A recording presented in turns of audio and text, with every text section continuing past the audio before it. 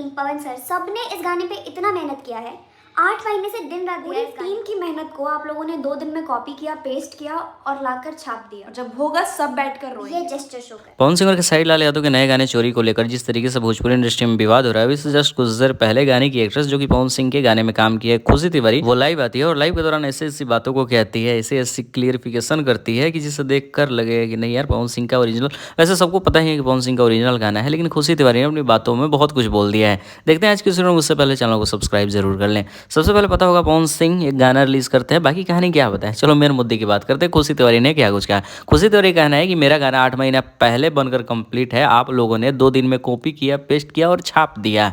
आप बड़े स्टार हो, आप ऐसे जेस्टर शो कर रहे हो, ऐसे दिखा रहे हो, कहीं से भी काम नहीं चल रहा है तो आप पवन सिंह को कॉपी करने में लगे हो।